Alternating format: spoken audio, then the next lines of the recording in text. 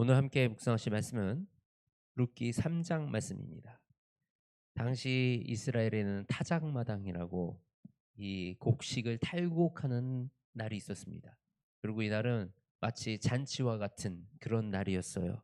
그래서 이 대지주였던 보아스는 이 타작마당에서 탈곡을 하고 이 기쁘고 즐거운 마음으로 잠자리에 들어가려고 했습니다.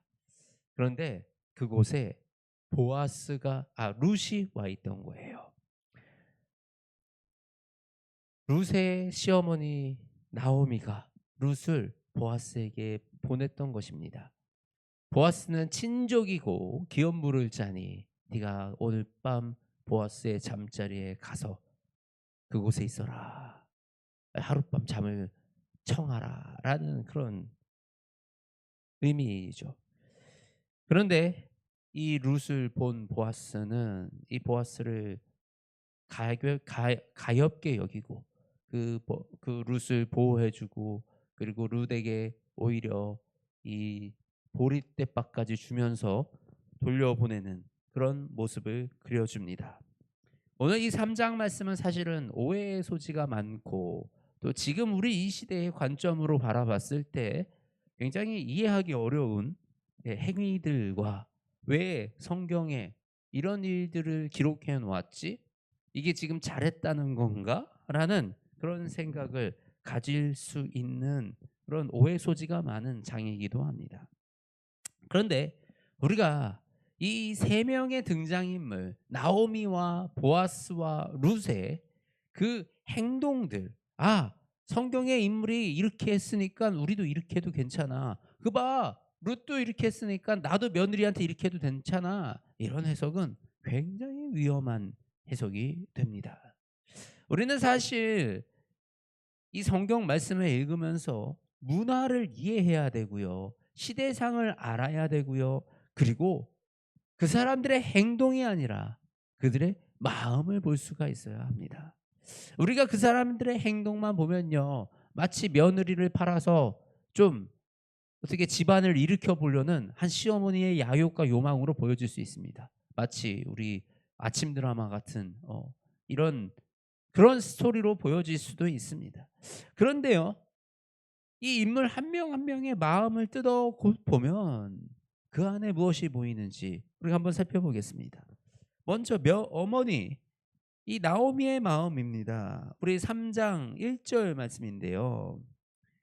"내 딸아 내가 너를 위하여 안식할 곳을 구하여 너를 복되게 하여야 하지 않겠느냐." 며느리가요.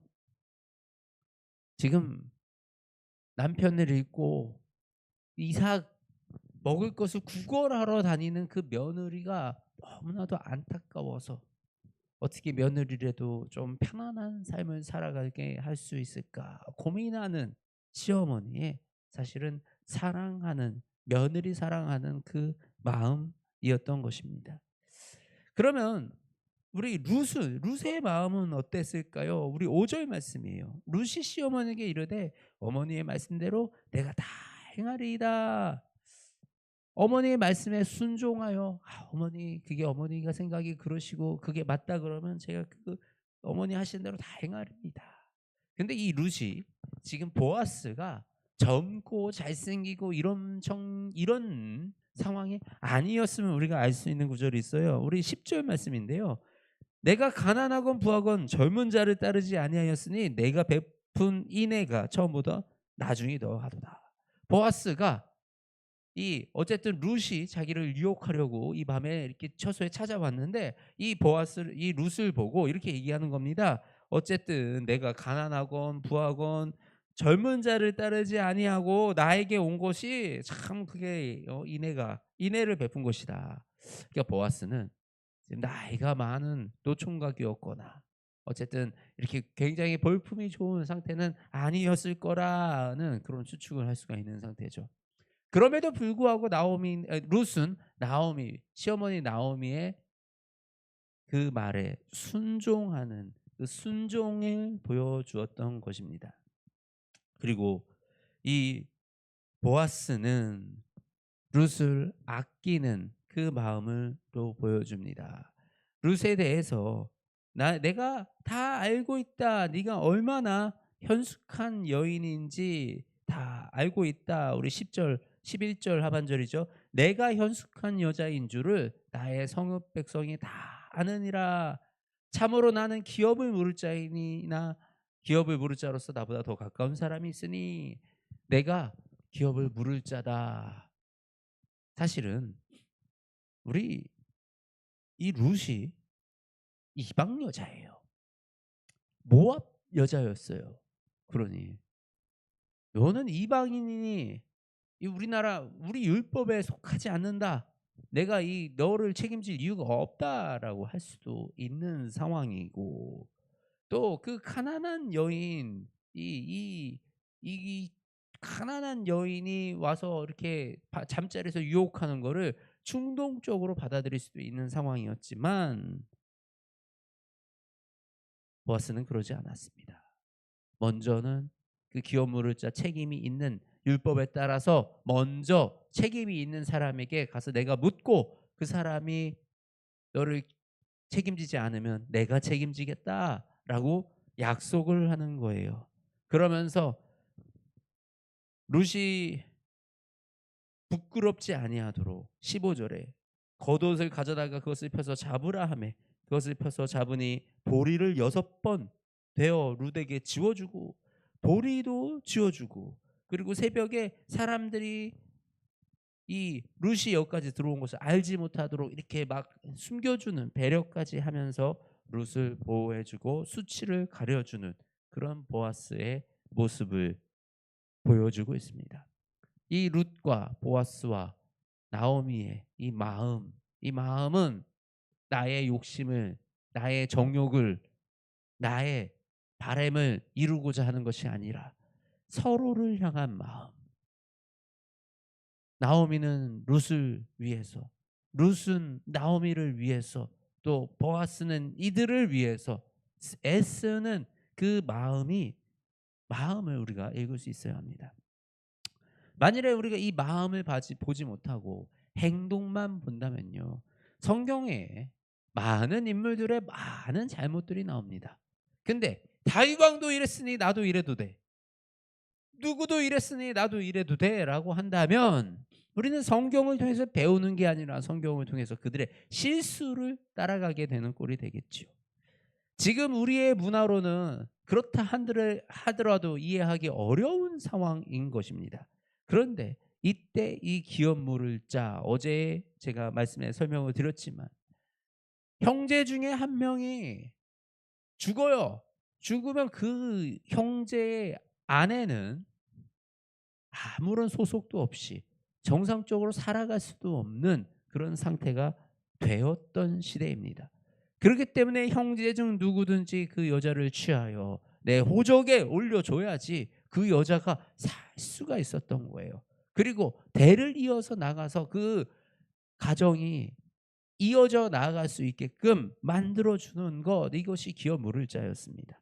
만일에 이 단순히 이 아내뿐만 아니고 이런 결혼의 문제뿐만 아니라 어떤 사람이 돈이 없어서 땅을 팔게 되면 그 땅을 친족 중에 가까운 사람이 그 땅을 사줘서 그 땅이 이방인들에게 넘어가지 아니하도록 하는 이런 그 이 민족을 지켜내는 그런 방법을 제시했던 그 율법 중에 하나였던 것입니다.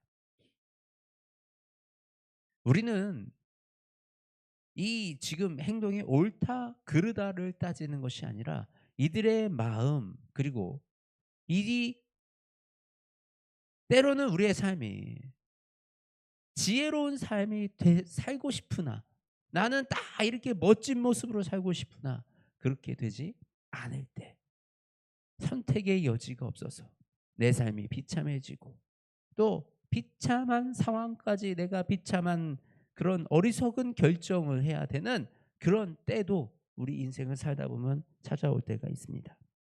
그런데요. 우리는 어리석은 선택을 하고 우리는 어리석은 시도를 하지만 그 모든 가운데 우리가 주님과 함께 동행한다면 그 모든 일들을 통하여 협력하여 선을 이루어내시는 분도 하나님이라는 사실을 우리는 신뢰해야 됩니다. 내가 지금 선택지가 없어서 때로는 너무 내가 하나님의 말씀대로 살고 싶죠. 살고 싶은데 정말 내 상황이 안 돼서 그렇게 살지 못하는, 또 내가 말씀에 옳지 않은 결정을 해야 되는 그런 때가 우리 인생을 살다 보면 옵니다. 없을 수가 없어요. 그럼에도 불구하고 우리는 하나님을 의지하고 그런 결정을 할 수밖에 없는 우리를 속상해하고, 또 그 안에서 정말 사랑하는 사람들을 잃지 않고 놓치지 않으려고 노력하고 그 마음의 중심에 사랑이 있다면 결국은 이 모든 일들을 온전하게 이루어가고 만들어 간다라는 것입니다.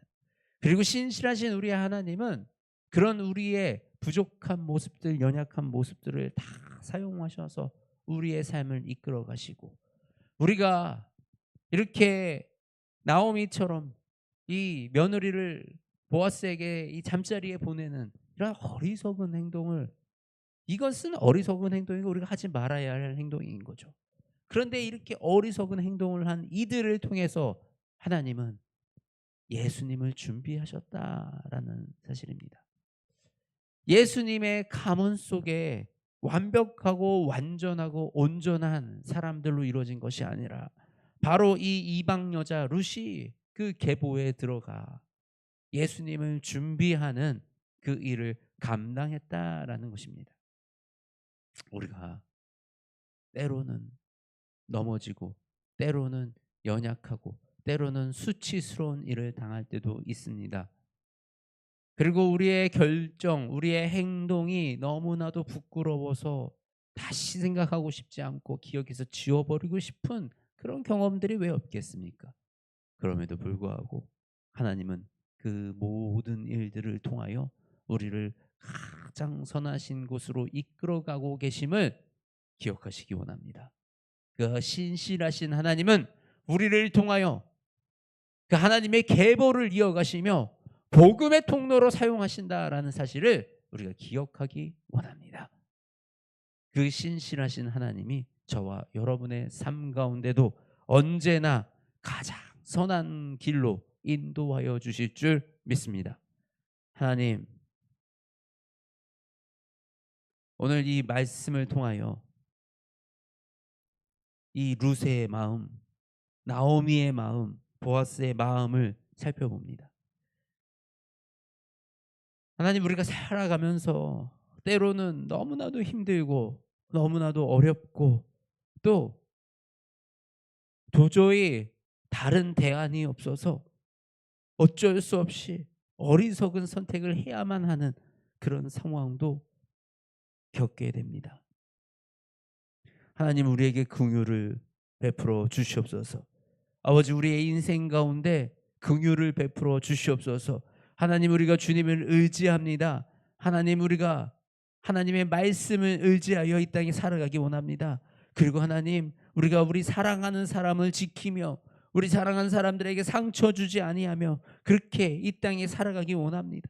하나님, 우리의 이 마음을 주님이 아시오니 주님, 우리의 인생 가운데 우리의 연약함을 주님 사용하여 주시고 우리 연약함 가운데 하나님의 능력을 드러내 주시어서 우리의 삶이 온전한 삶으로 세워져 나갈 수 있도록 주님 은혜를 베풀어 주시옵소서. 하나님, 우리가 비록 연약할지라도 하나님을 의지하여 나아가오니 하나님, 우리가 어리석은 결정을 할지라도 하나님 우리의 인생을 주관하여 주시오니 하나님, 종국에는 하나님이 이끌어 주시는 가장 아름다운 자리로 가장 아름다운 길로 우리를 인도하여 주시옵소서. 그리하여 하나님, 우리가 주님의 복음이 이어지는 복음의 통로가 되게 하시며 아버지, 주님의 복음이 세워져 나가는 믿음의 가문으로 세워져 나갈 수 있도록 주님 우리의 모든 인생을 사용하여 주시옵소서. 사랑이 많으신 우리 주 예수 그리스도의 이름으로 기도드립니다. 아멘.